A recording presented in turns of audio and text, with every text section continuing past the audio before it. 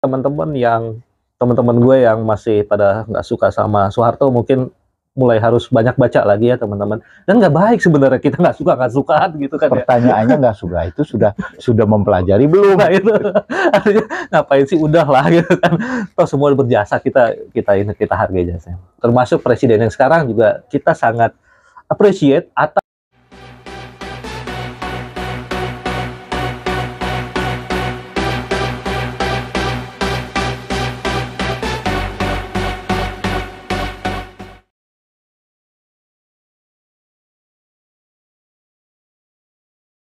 Oke, assalamualaikum warahmatullahi wabarakatuh. Jumpa lagi di channel kita rame-rame. Nah, seperti itu teman-teman. Gue tuh nggak pernah tayangnya di channel gue sendiri. Pasti rame-rame sama Barengan ya. YouTuber pejuang. Ini lagi soal bulan Maret. Ini teman-teman gue yang nonton channel gue pasti kesel. Kok si Aji jadi dukung Soeharto sih gitu kan?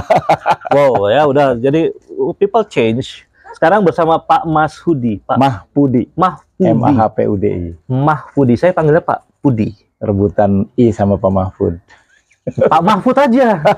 Mahfudi aja. Nanti ketuker sama Pak Mahfud. Pak Mahfudi, Pak Mahfud I. Pak Mahfud okay. Pak Mahfudi ini adalah seorang penulis buku-buku tentang Pak Harto. Iya. Dan ada ya banyak lah seorang pengkaji ya. Juga terlibat di Yayasan Kajian Citra Bangsa ya, juga di yayasan itu ya. Jadi Pak Mahfud ini penulis buku-buku Soeharto dan seorang pegiat di Yayasan Kajian Citra Bangsa. Nah ini tadi teman-teman, kalau teman-teman dilihat podcast saya sebelumnya dengan Pak Lukman Bor, seorang veteran berusia 87 tahun, yang tahu benar bagaimana sejarah diselewengkan, itu saya sempat bilang bahwa ada monumen-monumen, ada apa namanya tuh, ya monumen yang ada tanda tangan Pak Soeharto di berbagai gedung itu mulai dihilangkan. Nah ini menurut penelitian dari Pak Mahfudi sebenarnya. Karena sebelum ketemu Pak Lukman saya ngobrol dengan Pak Mahfudi. Jadi emang kalau tadi saya juga sebut dan di podcast sebelumnya teman saya Leni Siregar bicara soal desoehartoisasi ya. Nah, sekarang kita akan langsung ngobrol dengan ahli desoehartoisasi. Ini yang justru tadi saya sebelum kita podcast saya nanya, Pak Mahfudi, bisa nggak ini disebut desoehartoisasi? Iya, bisa banget. Wah, dengan yakinnya beliau mengatakan itu. Dan langsung saya tanya, boleh nggak kita pakai istilah itu sekarang? Ya, boleh aja. Ya. Hak-hak aja. Nah, sekarang Pak Mahfudi, jadi benar ya, apapun yang berbau Soeharto itu udah mulai dihilangkan. Ya, kalau secara fenomena memang itu yang terjadi. Yang terjadi banyak sekali di lapangan kita menemukan hal-hal yang berbau Pak Harto atau Soeharto itu disingkirkan, baik secara perlahan-lahan, sembunyi-sembunyi maupun terang-terangan. Tapi secara resmi kita mendapati bahwa nama Pak Harto tidak muncul di dalam sebuah fakta kebenaran, ya Kepres 2 tahun 2022 ini tentang Hari Penegak Kedaulatan. Kenapa? Jelas-jelas kalau kita bicara tentang serangan umum, namanya juga serangan umum, itu kan peristiwa pertempuran, itu peristiwa militer. Maka tokohnya mestinya bukan tokoh siapa yang menggagas, tapi siapa yang berjasa di dalam pertempuran itu. Nah, kalau kita bicara tentang pertempuran itu sudah nyata dan jelas adalah Letnan Kolonel Soeharto. Tapi ketika namanya tidak dicantumkan di dalam Kepres yang secara ini adalah sebuah keputusan resmi, ya itu apa yang bisa kita katakan kalau bukan proses desoehartoisasi, kan itu faktanya. Iya. Tapi di lapangan tadi saya sampaikan, saya kebetulan fokus saya pada studi tentang strategi pembangunan Pak Harto. Jadi saya mempelajari karya-karya beliau sepanjang periode, tepatnya sih dari 68 sampai 98. Kalau kita bicara tentang kekuasaan Pak Harto itu kan 68, 98. 67 itu hanya transisi. Jadi dalam periode itu saya mendapati banyak sekali legasinya Pak Harto. Saya menulis buku judulnya Legasi Pak Harto. Salah satunya adalah prasasti. Prasasti itu kan adalah sebuah bukti bahwa sebuah pembangunan selesai dibangun. Gedung ya? Ada gedung, ada jalan, ada bendungan, ada masjid dan lain sebagainya. Itu kalau kita pergi kemanapun, kemudian kita cari, pasti akan menemukan prasasti-prasasti itu. Saya sudah mengkolek data kurang lebih sekitar 1.750 prasasti yang tersebar dari Sabang sampai Merauke. Dari 1.750 itu saya temukan paling sedikit 999 prasasti yang ada di masjid. Nah, tentu prasasti-prasasti ini menjalani nasibnya masing-masing kan. Iya. Ada yang dipelihara. Nah, saya mendapati terutama di beberapa kantor pemerintahan itu prasasti-prasasti ini sudah tidak pada tempatnya. Ada yang entah karena renovasi dan lain sebagainya disingkirkan, tapi juga ada yang betul-betul memang dipinggirkan, ditempatkan di belakang gedung dan lain sebagainya. Nah, menurut hemat saya, bagaimanapun prasasti itu adalah sebuah jejak. Dia tidak bisa dihilangkan begitu saja. Pasti ada alasan tertentu yang menyebabkan prasasti ini disingkirkan dari tempatnya, gitu ya. Karena nama yang tertulis di situ. Karena yang nanda tangani siapa kan itu. Jadi siapa tuh? Ya, saya kira orang-orang yang sedang mengambil. Enggak, maksud saya di prasasti itu ada nama siapa yang selalu nama kan itu. Saya tadi studi saya kan tentang Pak Harto. Ya kan? Jadi prasastinya itu ditandatangani oleh Soeharto, ya gitu teman-teman. Ya. Jadi begitu kita lihat, oh prasastinya masih ada, berarti kan dia merawat prasasti itu. Tapi ada juga yang kemudian disingkirkan. Saya temukan ada di belakang gedung dan lain sebagainya. Di sebuah jalan tol misalnya, itu prasastinya malah hilang. Padahal saya tahu persis di situ dulu ada sebuah tempat yang memang khusus ada prasasti. Prasasti itu kan dari batu, Pak ya? Iya, marmer ya? Atau... Dari marmer, macam-macam. Ada yang dari logam, ada yang... Apa mungkin diambil sama tukang loak, Pak? Nggak mungkin loh, prasasti itu kan gede. Tukang loaknya, ngangkutnya pakai apa? Kira-kira itu. Itu hanya satu info. Jadi untuk membongkar prasasti juga pasti nggak gampang ya? Tidak gampang dan harus... cukup dua tukang gitu. Tidak cukup harus pakai alat berat lagi, jangan. Harus dengan sistem. Itu beko aja nggak cukup, harus sistem. Cukup. Harus sistem. Itu fakta ininya. Belum lagi kalau kita bicara yang lain-lain ya. Tapi dari situ saja kita bisa mendapati memang ada proses desuartisasi. Oke. Saya dulu kalau nggak salah pernah baca bukunya Pramudia yang arus baliknya di sana juga diceritakan bagaimana peralihan dari kerajaan-kerajaan Hindu kepada kerajaan-kerajaan Islam.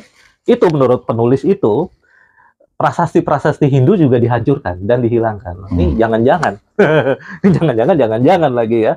Seperti itu juga teman-teman. Jadi setelah kekuasaan berganti, kekuasaan yang pemerintahan sebelumnya atau kekuasaan sebelumnya, jejaknya dihilangkan. Dan prasasti itu kan ya jejak sebenarnya. Kan? Bahwa bukti bahwa itu pernah dibangun oleh itu. Ini menarik teman-teman. Mungkin besok-besok kan sekarang juga kalau kita tahu ya Pak ya, BPN itu akan menerbitkan sertifikat tanah digital, tapi khusus untuk BHM, untuk aset-aset yang milik negara, tanah-tanah yang milik negara. Nah itu bisa dihilangin nggak ya satu saat? Mungkin juga, tapi saya sih berharap ya bagi bangsa yang sehat, hal-hal seperti ini sudahlah kita nggak perlu lakukan lagi, gitu ya. Karena bagaimanapun mereka melakukan pada zamannya ya seperti itu, gitu ya. Jangan kemudian karena berbeda atau merasa bahwa sekarang adalah zaman ideologi. Saya, kemudian beda ideologi, beda pemahaman segala macam. Kemudian hal-hal yang lalu kemudian berusaha untuk dieliminir. Ini yang menurut saya harus dikembalikan. Bangsa ini harus kembali sehat, gitu loh. Harus berada pada nalar yang logis, yang sehat dan itu penting. Nah itu penting. Pak Mahfudi itu merasa ada yang salah ya berarti saat ini ketika kita mencoba menghilangkan jejak-jejak jasa-jasa dari pemerintahan sebelumnya. Ada yang salah pasti ya. Ya kalau dikatakan salah mungkin saya harus mengatakan itu subjektif ya. Tapi ada yang merasa tidak sreg. Saya menyebutnya itu yang terjadi. Jadi ini masalah jangan-jangan personal ya, memang karena nggak suka aja sama Pak Harto gitu ya? Mungkin, dan bisa saja personalnya lebih ke ideologis misalnya kan. Bisa karena mereka menganggap bahwa ideologi yang dikembangkan oleh Pak Harto itu nggak sesuai dengan yang dia pahamkan ya. Loh, emang Pak Harto ideologinya apa? Pancasila. Iya. What's wrong with Pancasila? What's wrong? Kan gitu. Jadi berarti yang nggak suka itu ideologi non Pancasila dong? Iya, rata-rata mereka kan katakan mendeklarasikan dirinya tadi seperti gagasan-gagasan komunisme dan lain sebagainya sering menjadi. Jadi, mungkin kan yang ngilangin prasasti itu adalah khilafah. Agak sulit karena mereka tidak berkuasa. Agak sulit karena mereka tidak berkuasa. Jadi teman-teman, kalau sekarang ada ketakutan akan khilafah, justru sebenarnya khilafah nggak pernah ada di sini. Tapi yang pernah ada adalah komunis. Gitu. Jadi ya kita bisa inilah ya. Kira-kira siapa gitu ya kalau tadi kan sudah disampaikan oleh Pak Lukman Dur. Siapa sih yang merasa paling sakit hati dengan tindakannya Pak Harto kan? Jadi sampai kapan ya bangsa kita akan terus begitu ya? Akan baperan, akan saling balas dendam. Saya harus mengatakan kabar sedihnya. Kemungkinan akan terus berlangsung. Karena dari zaman Ken Arok ya? Ya pokoknya kalau saya melihat tidak pada masa itu. Ketika bangsa ini didirikan juga akan pertentangan ideologis itu menjadi basis dari persoalan-persoalan yang menurut hemat saya waktu itu tidak selesai atau belum selesai, tapi kompromistik sifatnya, gitu. menyimpan ketegangan harus diakui. Founding father kita juga belum selesai betul melakukan. Jadi sebenarnya teman-teman ini bukan lagi hanya ngebelain Pak Harto, tapi hal ini bisa terjadi juga pada let's say presiden kita yang sekarang atau presiden kita yang nanti 20 tahun 50 tahun ke depan gitu, kalau Indonesia masih ada ya, belum jadi Nusantara. Bercanda. Maksudnya mungkin akan berubah lagi tuh ya. Jangan-jangan Pak Presiden yang sekarang malah nanti prasastinya juga dihilangin lagi, jangan. Tapi karena udah era digital kayaknya enggak, karena udah ada jejak digital. Jejak digital. Dan Pak Mahfud, apa lagi yang Pak Mahfud temukan dalam penelitiannya terkait pembangunan di era Pak Harto? Ya. Tadi saya sampaikan yang pertama adalah prasasti ya. Dan yang mengejutkan, prasasti Pak Harto itu paling banyak adalah prasasti masjid. Ada 999 masjid yang dibangun oleh Pak Harto. Yang dibangun oleh Pak Harto. Ini sesuatu yang seringkali membuat kita juga terperangah. Kenapa?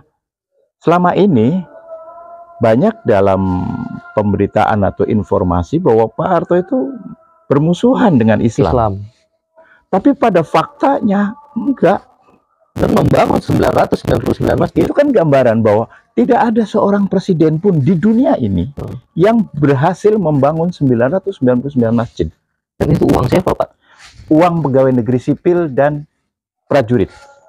Melalui yayasan? Melalui yayasan Amal Bakti Muslim Pancasila. Amal Bakti Muslim Jadi Pancasila. Konsep Pak Harto gini, saya ini presiden, Muslim. Sementara masyarakat Indonesia sebagian besar adalah umat Muslim. Boleh dong saya memberikan sesuatu sebagai pemimpin Islam kepada masyarakat saya yang mayoritas Islam. Maka dibangunlah masjid. Maka apa yang dibutuhkan? Beliau itu tahun 1970 melakukan perjalanan yang namanya incognito, atau yang sekarang dikenal dengan istilah belusukan. Dia pergi dari Jakarta sampai ke Banyuwangi itu secara diam-diam, nggak kayak sekarang rame-rame. Sekarang pengawalnya banyak. Pengawalnya banyak. Kalau dulu cuma 2 mobil, pakai mobil Colt T20 itu 120. Mobil dia di depan, mobil pengawalnya di belakang. Kalau ini nggak akan ketahuan. Itu nggak pakai lampu yang tuik. Nggak ada cerita itu. Lampu strobo. Ininya aja masih pakai kipas angin kecil. Tidak pakai AC. Mobil Colt. Iya, Colt T120 itu.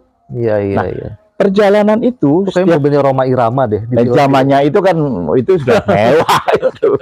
Oke. Nah, dalam perjalanan dia mampir, dia ketemu dengan rakyatnya, dia tanya apa sih yang menjadi kebutuhan dia segala macam. Ya, saya pernah dengar cerita itu. Salah satunya, kebetulan saya melakukan ekspedisinya. Saya ulang itu perjalanannya Pak Harto itu dari Jakarta sampai Banyuwangi. Dan salah satu fasenya dia menemukan orang-orang itu meminta-minta di pinggir jalan untuk membangun masjid. Oke. Dan itu fenomena itu kan kemudian beberapa kali berlangsung. Nah, berdasarkan itu kemudian kepikir oleh dia, oke, kalau begitu ada kebutuhan tempat ibadah. Dan karena anggaran tidak ada di APBN, tidak besar segala macam, dia putuskan menggunakan konsep filosofi sapu lidi. Satu, memang tidak bisa berbuat apa, tapi kalau 100 lidi diikat, maka dia kekuatan. Itulah yang memunculkan gagasan untuk mengkolek sedekah dari pegawai negeri dan ABRI. Satu pegawai negeri pangkat tertentu itu cuma Rp50. Oh, pokoknya kumpulin lah ya. Lalu dia umumin kepada masyarakat yang butuh masjid, silakan ajukan proposal. Siapin tanahnya, kami bangun. Jadilah 999 masjid. Dan 999 nggak mungkin dibangun dalam 1-2 tahun. Iya. Pasti itu puluhan tahun ya? Itu dibangun dalam kurun 25 tahun. 25 tahun. Dan itu berhenti juga karena reformasi. Oh, justru setelah reformasi nggak bikin masjid ya? Pak Habibie sebagai presiden bukan hebat. Menghentikan program pengumpulan sedekah itu. Oke. Akibatnya apa? Ya sudah nggak memungkinkan lagi untuk sedekah dihentikan ya, sayang ya. Aduh, orang mau sedekah kok dihentikan. Itu harusnya ditanya ke Pak Habibie. Oke, itu kan hal yang tidak bisa kita. Artinya ada 999 prasasti. 999 prasasti. Dan prasasti itu pada hilang sekarang? Enggak. Oh. Itu yang saya teliti, yang di masjid itu sebagian besar masih terawat. Tapi kebanyakan yang di instansi-instansi pemerintah itu nggak terawat. Nggak terawat atau dicabut? Yang disingkirkan lah, dihilangkan lah, dan lain sebagainya. Ya mungkin atas pertimbangan biasanya kan masjidnya pengen diperindah atau dibangun lebih baru gitu. Entah gimana lupa pasang lagi itu prasasti. Lupa ya, bisa lupa ya. Mungkin. Padahal prasasti kan itu tadi kan pakai beko aja. Tapi gini kan, kalau nggak salah waktu itu juga pernah, bukan kalau nggak salah ya, ada apa di markas Kostrad itu yang patung Pak Harto itu, diorama itu yang dipinjem katanya. Ya. Ya, saya kira bentuk-bentuk praktis yang lainnya seperti itulah. Nah, hal-hal seperti ini yang bisa disebut desoehartoisasi. Ya. Dan yang paling kentara adalah sebenarnya ketika itu dilakukan dalam lembaga Kepres. Iya. Dokumen. Dalam formalisasinya bentuknya adalah dokumen misalnya. Dalam negara. Dokumen nama beliau dihilangkan, padahal mestinya harusnya tampil sebagai sosok utama dalam dokumen itu, hilang.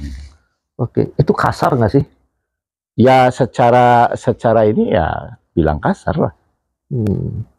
Memaksakan sebuah penghilangan, atau tadi bahasanya Bang Nur Johan, penggelapan. Itu sangat memaksa gitu loh, menggelapkan. Artinya itu sebenarnya udah menyatakan dong bahwa emang ya udah, nama lo gue hapus, so what gitu.